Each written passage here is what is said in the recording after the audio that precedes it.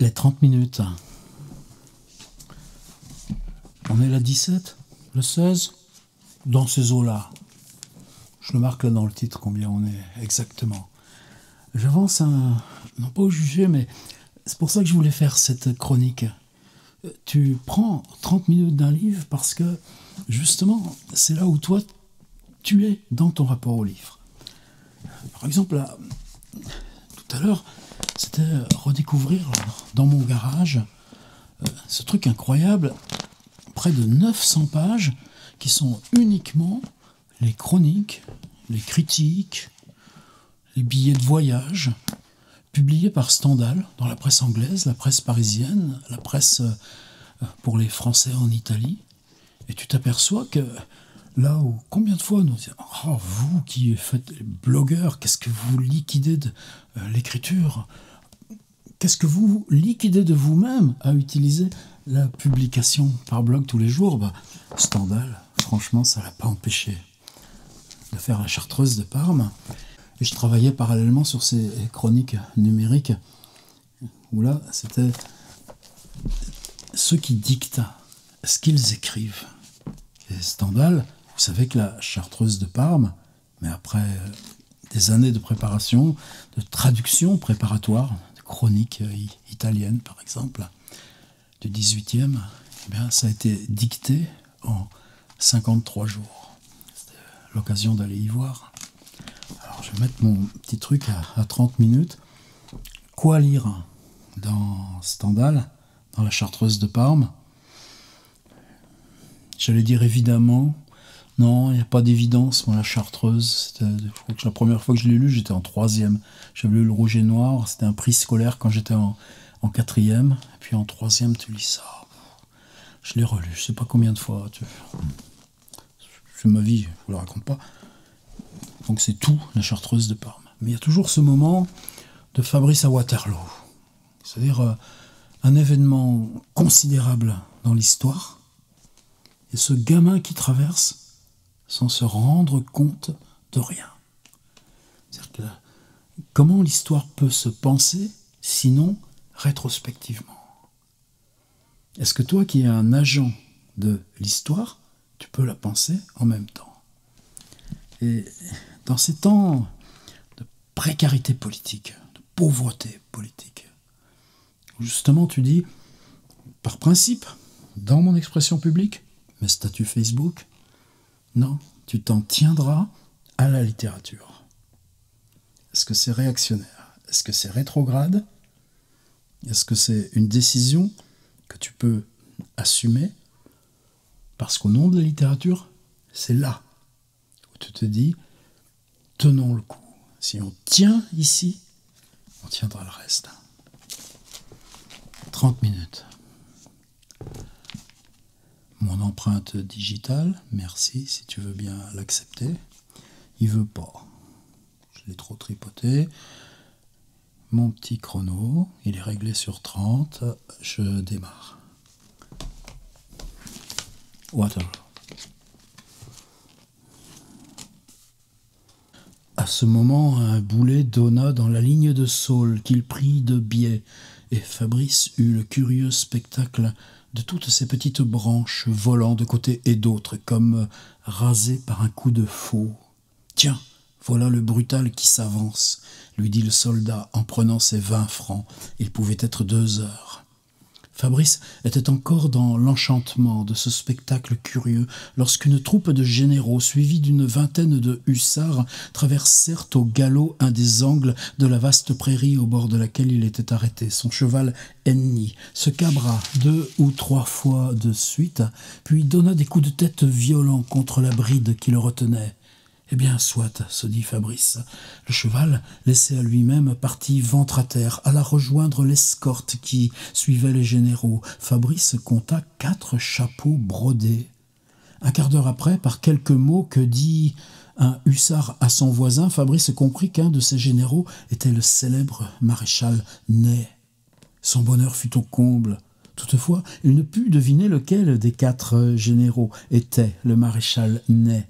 Il eût donné tout au monde pour le savoir, mais il se rappela qu'il ne fallait pas parler. L'escorte s'arrêta pour passer un large fossé rempli d'eau par la pluie de la veille. Il était bordé de grands arbres et terminait sur la gauche de la prairie à l'entrée de laquelle Fabrice avait acheté son cheval. Presque tous les hussards avaient mis pied à terre. Le bord du fossé était à pic et fort glissant, et l'eau se trouvait bien à 3 ou 4 pieds en contrebas au-dessous de la prairie. Fabrice, distrait par sa joie, songeait plus au maréchal Ney et à la gloire qu'à son cheval, lequel, étant fort animé, sauta dans le canal, ce qui fit rejaillir l'eau à une hauteur considérable. Un des généraux fut entièrement mouillé par la nappe d'eau et s'écria en jurant « Au diable la foutue bête !» Fabrice se sentit profondément blessé de cette injure. « Puis-je en demander raison ?» se dit-il. En attendant, pour prouver qu'il n'était pas si gauche, il entreprit de faire monter à son cheval la rive opposée du fossé, mais elle était à pic et haute de 5 à 6 pieds. Il fallut y renoncer. Alors il remonta le courant, son cheval ayant de l'eau jusqu'à la tête, et enfin trouva une sorte d'abreuvoir. Par cette pente douce, il gagna facilement le champ de l'autre côté du canal. Il fut le premier homme de l'escorte qui y parut. Il se mit à trotter fièrement le long du bord. Au fond du canal, les hussards se démenaient, assez embarrassés de leur position, car en beaucoup d'endroits, l'eau avait 5 pieds de profondeur. 2 ou 3 chevaux prirent peur et voulurent nager, ce qui fit un barbotement épouvantable. Un maréchal des logis s'aperçut de la manœuvre que venait de faire ce blanc-bec, qui avait l'air si peu militaire. « Remontez !» J'ai crié trop fort. « Remontez, il y a un abreuvoir à gauche !» s'écria-t-il, et peu à peu tous passèrent. En arrivant sur l'autre rive, Fabrice y avait trouvé les généraux tout seuls. Le bruit du canon lui sembla redoubler. Ce fut à peine s'il entendit le général, par lui si bien mouillé, qui criait à son oreille « Où as-tu pris ce cheval ?» Fabrice était tellement troublé qu'il répondit en italien « L'ho comperato poco fa. Je viens de l'acheter à l'instant. Que dis-tu » lui cria le général, mais le tapage devint tellement fort en ce moment que Fabrice ne put lui répondre. Nous avouerons que notre héros était fort peu héros en ce moment. Ça, chez Stendhal, c'est décrochement avec le nous là, qui t'insère en tant que lecteur. Tout d'un coup, toi qui es totalement dans la subjectivité du Fabrice, on se le voit là comme au spectacle. Nous avouerons que notre héros était fort peu héros en ce moment. Toutefois, la peur ne venait chez lui qu'en seconde ligne. Il était surtout scandalisé de ce bruit qui lui faisait mal aux oreilles. L'escorte prit le galop. On traversait une grande pièce de terre labourée, située au-delà du canal, et ce champ était jonché de cadavres. Les habits rouges, criaient avec joie les hussards de l'escorte. Et d'abord, Fabrice ne comprenait pas. Enfin, il remarqua qu'en effet, presque tous les cadavres étaient vêtus de rouge. Une circonstance lui donna un frisson d'horreur. Il remarqua que beaucoup de ces malheureux habits rouges vivaient encore. Ils criaient, évidemment, pour demander du secours, et personne ne s'arrêtait pour leur en donner. Notre héros, fort humain, se donnait toutes les peines du monde pour que son cheval ne mît les pieds sur aucun habit rouge. L'escorte s'arrêta. Fabrice, qui ne faisait pas assez d'attention à son devoir de soldat, galopait toujours en regardant un malheureux blessé. « Veux-tu bien t'arrêter, Blanc-bec » lui cria le maréchal des logis. Fabrice s'aperçut qu'il était à 20 pas sur la droite, en avant des généraux, et précisément du côté où ils regardaient avec leurs lorgnettes. En revenant se ranger à la queue des autres hussards restés à quelques pas en arrière, il vit le plus gros de ces généraux qui parlait à son voisin, général aussi, d'un air d'autorité et presque de réprimande. Il jurait. Fabrice ne put retenir sa curiosité, et malgré le conseil de ne point parler à lui donné par son ami la geôlière, il arrangea une petite phrase bien française, bien correcte, et dit à son voisin « Quel est-il, ce général qui gourmande son voisin ?»« Pardi, c'est le maréchal. »« Quel maréchal ?»« Le maréchal Ney, bêta, à ça, où as-tu servi jusqu'ici ?» Fabrice, quoique fort susceptible, ne songea point à se fâcher de l'injure, Il contemplait, perdu dans une admiration enfantine, ce fameux prince de la Moscova, le brave des braves. Tout à coup, on partit au grand galop. Quelques instants après, Fabrice vit à 20 pas en avant une terre labourée. Vous avez vu cette attention portée au sol. Et tout ce texte de Waterloo, ce sera une suite de sol, de boue, de vase, d'eau, de mort. Une terre labourée qui était remuée d'une façon singulière, le fond des sillons était plein d'eau, et la terre fort humide qui formait la crête de ces sillons volait en petits fragments noirs lancés à 3 ou 4 pieds de haut. Fabrice remarqua en passant cet effet singulier, puis sa pensée se remit à songer à la gloire du maréchal. Il entendit un cri sec auprès de lui. C'étaient 2 hussards qui tombaient atteints par des boulets, et lorsqu'il les regarda, ils étaient déjà à 20 pas de l'escorte. Ce qui lui sembla horrible, ce fut un cheval tout sanglant qui se débattait sur la terre labourée en engageant ses pieds dans ses propres entrailles. Il voulait suivre les autres, le sang coulait dans la boue. « Ah, m'y voilà donc enfin au feu, se dit-il. J'ai vu le feu, se répétait-il avec satisfaction. Me voici un vrai militaire. À ce moment, l'escorte allait ventre à terre et notre héros comprit que c'étaient des boulets qui faisaient voler la terre de toutes parts. Il avait beau regarder du côté d'où venaient ces boulets, il voyait la fumée blanche de la batterie à une distance énorme et au milieu du ronflement égal et continu produit par les coups de canon. Dis-le, toi, le bruit d'une bataille. Tout d'un coup, tu as la bande-son qui émerge, qui passe comme le reste. C'est beaucoup plus de précision et d'intensité temporelle dans la bande-son que dans le visuel, qui est une espèce... Waterloo, morne plaine. Et dans ce visuel, les éclats, là, ce cheval qui se fouille, là, c'est Claude Simon, il saura bien s'en servir de ces choses-là. Il avait beau regarder du côté d'où venaient les boulets, il voyait la fumée blanche de la batterie à une distance énorme, et au milieu du ronflement égal et continu produit par les coups de canon, il lui semblait entendre des décharges beaucoup plus voisines. Il n'y comprenait rien du tout. À ce moment, les généraux et l'escorte descendirent dans un petit chemin plein d'eau qui était à 5 pieds, en contrebas. Le maréchal s'arrêta, regarda de nouveau avec sa lorgnette. Fabrice, cette fois, put le voir tout à son aise. Il le trouva très blond, avec une grosse tête rouge. « Nous n'avons point des figures comme celle-là en Italie, se dit-il. Jamais, moi qui suis si pâle et qui ai des cheveux châtains, je ne serai comme ça, ajoutait-il avec tristesse. Pour lui, ces paroles voulaient dire « Jamais je ne serai un héros ». Il regarda les hussards, à l'exception d'un seul, tous avaient des moustaches jaunes. Si Fabrice regardait les hussards de l'escorte, tous le regardaient aussi.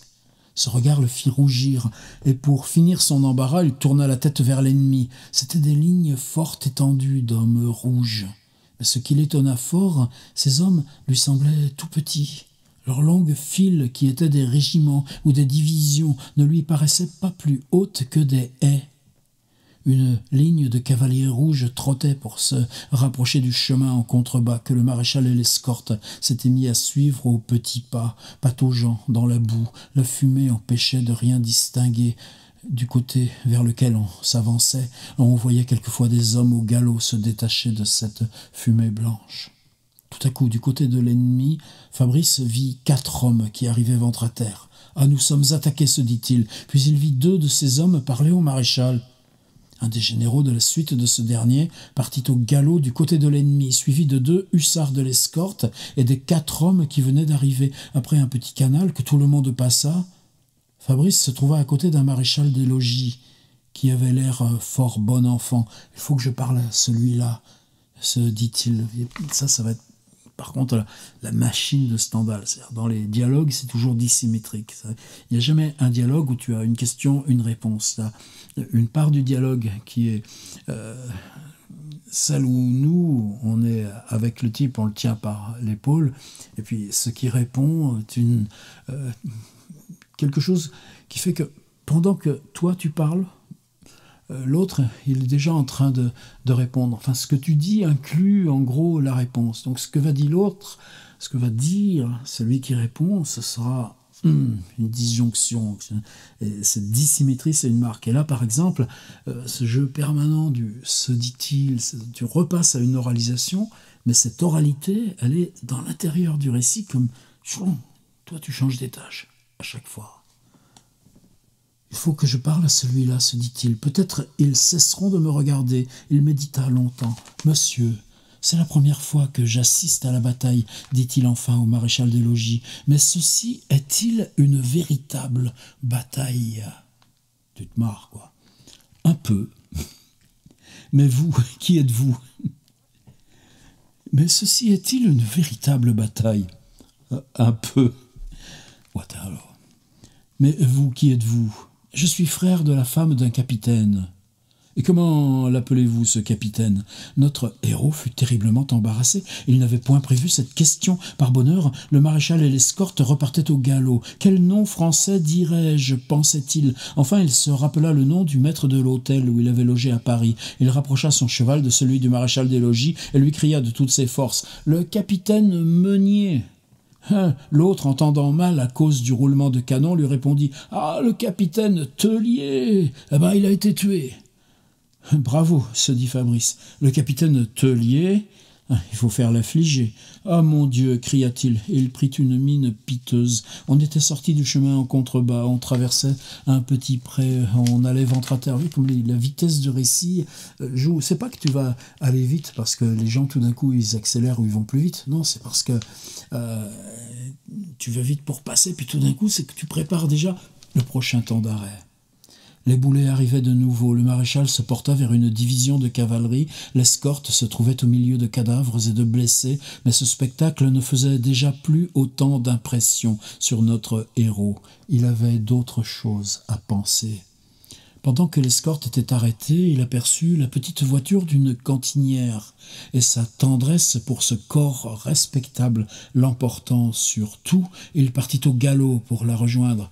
« Restez donc !» Alors là, restez donc, sabre de bois. Je connais pas toutes les insultes, il n'y a toujours que les initiales. Lui cria le maréchal des logis. « Que peut-il me faire ici ?» pensa Fabrice. Il continua de galoper vers la cantinière. En donnant de l'éperon à son cheval, il avait eu quelque espoir que c'était sa bonne cantinière du matin. Les chevaux et les petites charrettes se ressemblaient fort, mais la propriétaire était tout autre, et notre héros lui trouva l'air fort méchant. Il était pourtant bien bel homme. Et notre héros lui trouva l'air fort méchant, comme il l'abordait. Fabrice l'entendit qui disait « Il était pourtant bien bel homme !» Un fort vilain spectacle attendait là le nouveau soldat. On coupait la cuisse à un cuirassier. Beau jeune homme, de 5 pieds 10 pouces. Fabrice ferma les yeux et but, coup sur coup, 4 verres d'eau de vie. Vous voyez le temps d'arrêt? « Comme tu y vas, Gringalet !» s'écria la cantinière. L'eau-de-vie lui donna une idée. « Il faut que j'achète la bienveillance de mes camarades les hussards de l'escorte. Donnez-moi le reste de la bouteille, dit-il à la vivandière. Mais sais-tu, répondit-elle, que ce reste-là coûte 10 francs, un jour comme aujourd'hui, comme il regagnait l'escorte au galop. Ah, tu nous rapportes la goutte, etc. Vous avez vu là aussi, toute l'ellipse. Est-ce que tu as des questions-réponses? Donnez-moi le reste de la bouteille. Mais sais-tu que ce reste-là coûte 10 francs un jour comme aujourd'hui? Donc, mais on a déjà raconté comment il se fait escroquer, comment il perd tout son blé, comme il regagnait l'escorte au galop. T'as pas besoin de quoi que ce soit. C'est à toi de comprendre. Ah, tu nous rapportes la goutte, s'écria le maréchal des logis. C'est pour ça que tu désertais. Donne. La bouteille circula. Le dernier qui la prit la jeta en l'air après avoir bu.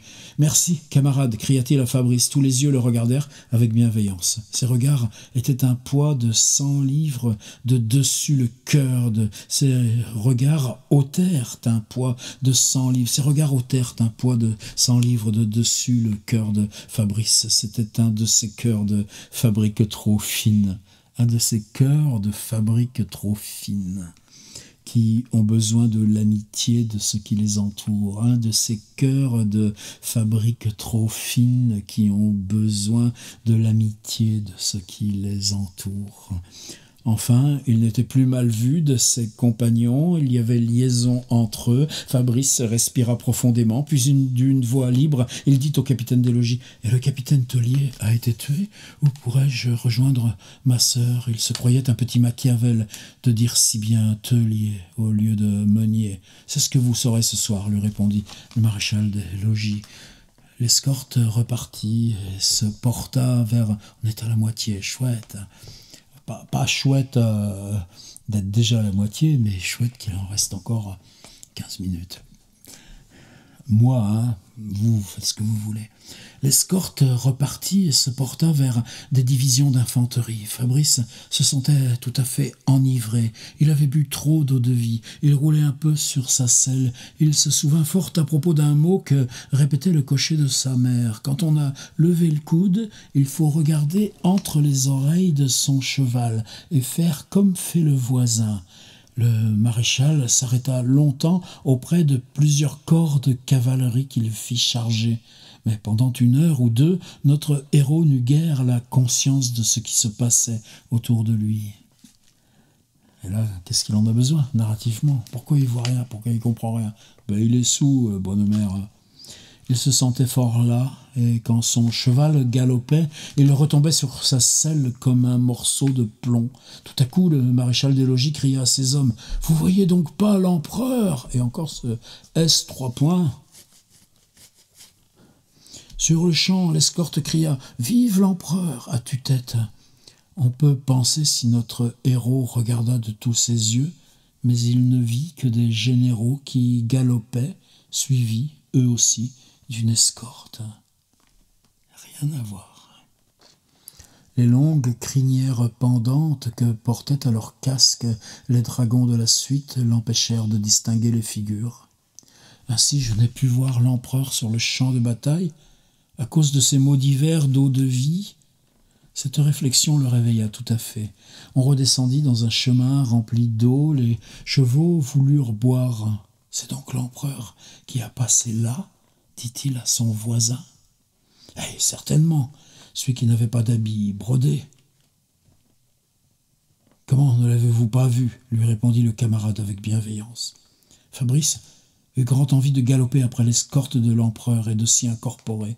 Quel bonheur de faire réellement la guerre à la suite de ce héros. C'était pour cela qu'il était venu en France.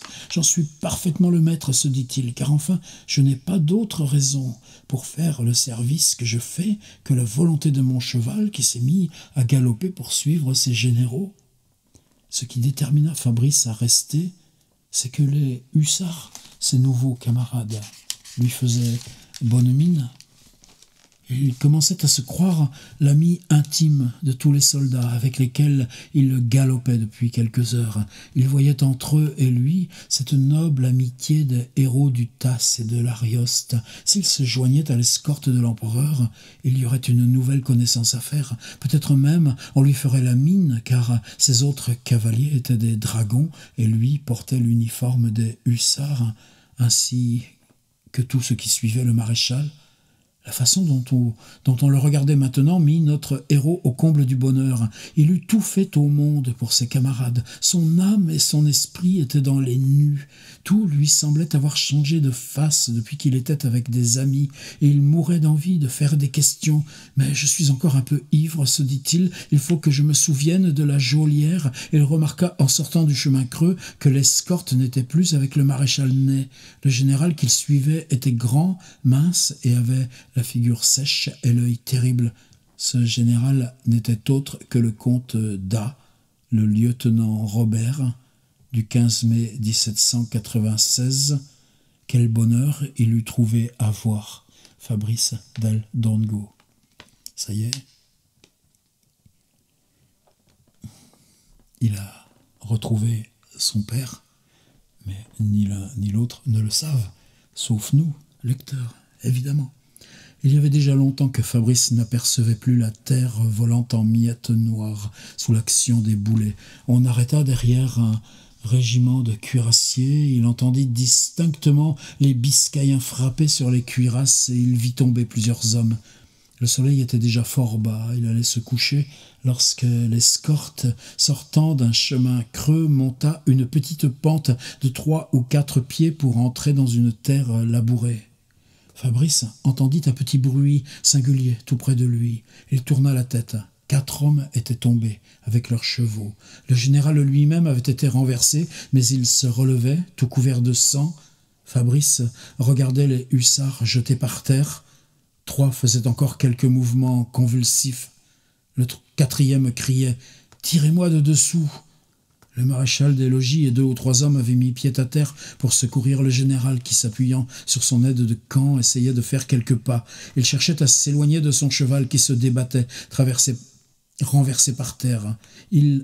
Parle, je reprends tout ce truc, c'est essentiel. Fabrice entendit un petit bruit singulier tout près de lui. Il tourna la tête. 4 hommes étaient tombés avec leurs chevaux. Le général lui-même avait été renversé, mais il se relevait, tout couvert de sang. Fabrice regardait les hussards jetés par terre. 3 faisaient encore quelques mouvements convulsifs. Le 4e criait « Tirez-moi de dessous !» Le maréchal des logis et 2 ou 3 hommes avaient mis pied à terre pour secourir le général qui, s'appuyant sur son aide de camp, essayait de faire quelques pas. Il cherchait à s'éloigner de son cheval qui se débattait, renversé par terre, et lançait des coups de pied furibonds. Le maréchal des logis s'approcha de Fabrice.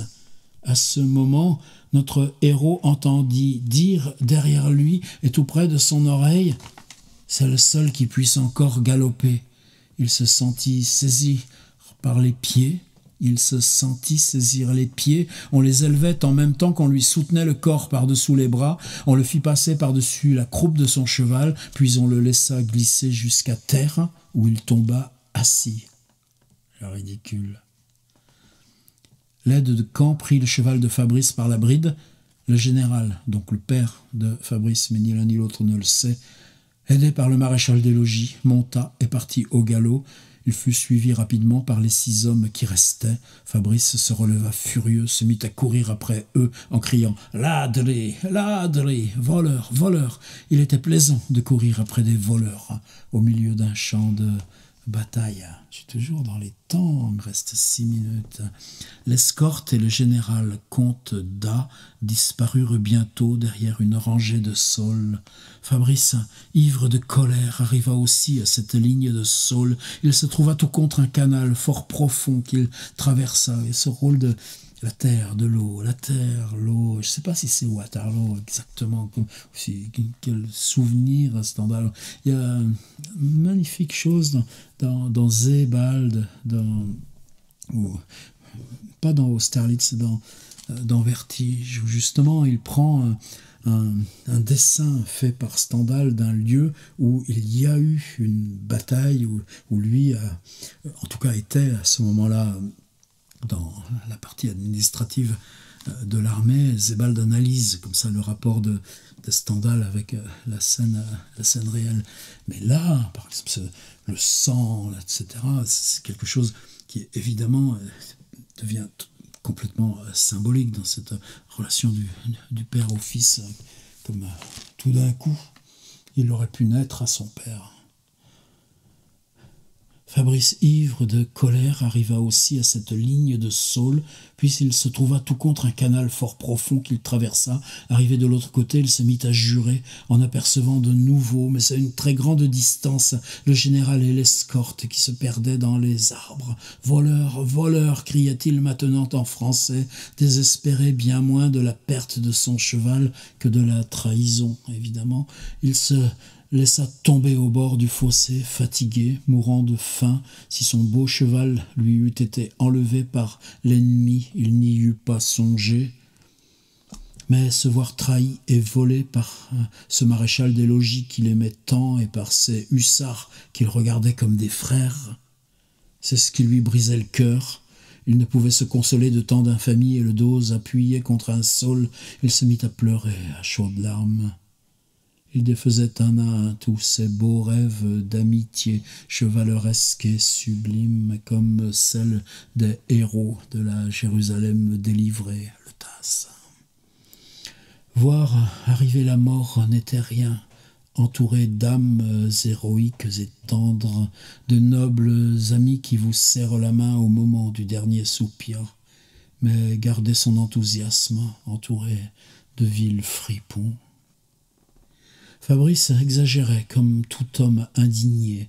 Au bout d'un quart d'heure d'attendrissement, il remarqua que les boulets commençaient à arriver jusqu'à la rangée d'arbres à l'ombre desquels il méditait. Il se leva, chercha à s'orienter. Il regardait ces prairies bordées par un large canal et la rangée des saules touffus. Il crut se reconnaître. Il aperçut un corps d'infanterie qui passait le fossé et entrait dans les prairies à un quart de lieue en avant de lui. « J'allais m'endormir », se dit-il. Il s'agit de... Attends, page, décolle-toi là. Il s'agit de n'être pas prisonnier. Et il se mit à marcher très vite. En avançant, il fut rassuré. Il reconnut l'uniforme. Les régiments par lesquels il craignait d'être coupé étaient français. Il obliqua à droite pour les rejoindre. Après la douleur morale d'avoir été si indignement trahi et volé, il en était une autre qui, à chaque instant, se faisait sentir plus vivement. Il mourait de faim. Ce fut donc avec une joie extrême qu'après avoir marché, ou plutôt couru pendant 10 minutes, il s'aperçut que le corps d'infanterie, qui allait très vite aussi, s'arrêtait comme pour prendre position. Quelques minutes plus tard, il se trouvait au milieu des premiers soldats. « Camarades, pourriez-vous me vendre un morceau de pain ?» « Tiens, cet autre qui nous prend pour des boulangers. » Ce mot dur et le ricanement général qui le suivit accablèrent Fabrice. La guerre n'était donc plus ce noble et commun élan d'âmes amantes de la gloire qu'il s'était figuré d'après les proclamations de Napoléon. Il s'assit, ou plutôt se laissa tomber sur le gazon. Il devint très pâle. Le soldat qui lui avait parlé et qui s'était arrêté à 10 pas pour nettoyer la batterie de son fusil avec son mouchoir s'approcha et lui jeta un morceau de pain. Puis, voyant qu'il ne le ramassait pas, le soldat lui mit ce morceau de pain dans la bouche. Fabrice ouvrit les yeux et mangea ce pain sans avoir la force de parler.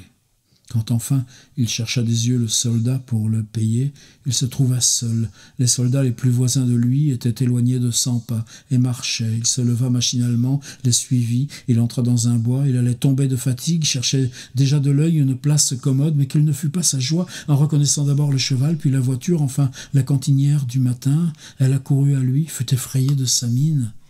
« Marche encore, mon petit, lui dit-elle. Tu es donc blessé, et ton beau cheval. » En parlant ainsi, elle le conduisait vers sa voiture, où il le fit monter en le soutenant par-dessous les bras. À peine dans la voiture, notre héros, excédé de fatigue, s'endormit profondément.